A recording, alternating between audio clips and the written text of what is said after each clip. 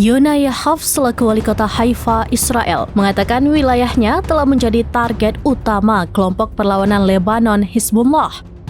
Pernyataan ini disampaikan Yahav setelah Hizbullah menghujani Haifa menggunakan roket pada Sabtu 16 November 2024 malam. Roket-roket Hizbullah menghantam Haifa di tengah-tengah bunyi sirene peringatan di seluruh wilayah dan sekitarnya, terutama di Krayot. Serangan itu mengakibatkan kerusakan dan kehancuran yang signifikan di Haifa, termasuk pemadaman listrik yang berdampak pada beberapa wilayah. Yahav menambahkan Haifa merupakan kota terbesar ketiga di Palestina yang diduduki. Haifa adalah tempat bagi banyak lembaga dan tempat usaha.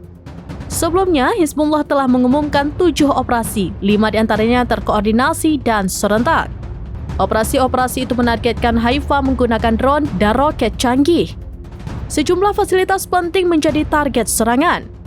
Di antaranya adalah markas besar Komando Angkatan Laut Sayetet 13 di Atlit sebelah selatan Haifa.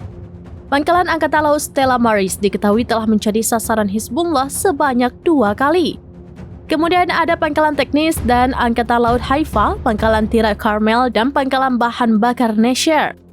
Semua pangkalan yang menjadi sasaran terletak antara 35 hingga 40 km dari perbatasan Palestina-Lebanon.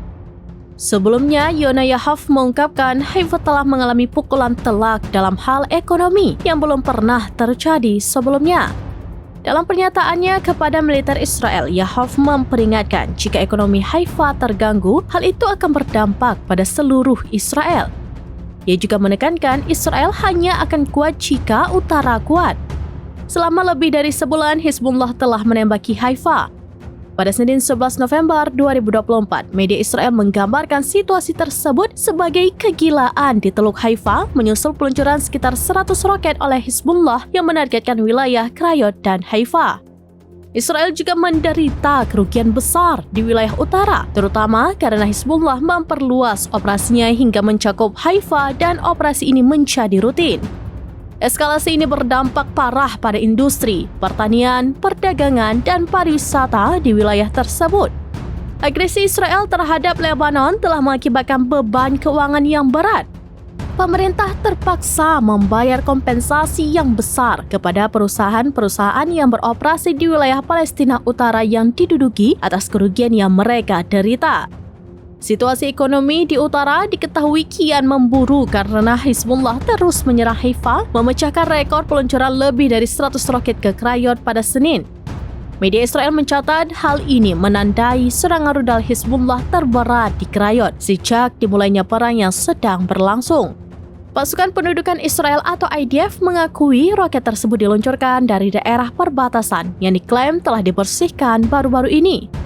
IDF mengkonfirmasi sekitar 90 roket ditembakkan ke arah utara dalam waktu 40 menit dari lokasi yang mereka katakan sebelumnya telah diduduki pasukan Hizbullah.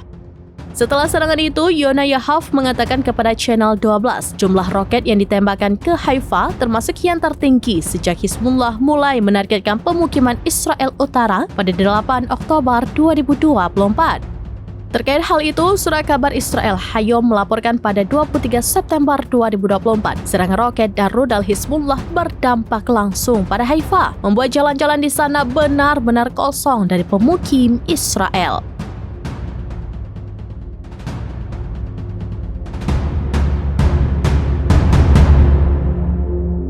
Download Tribun X sekarang, menghadirkan lokal menjadi Indonesia.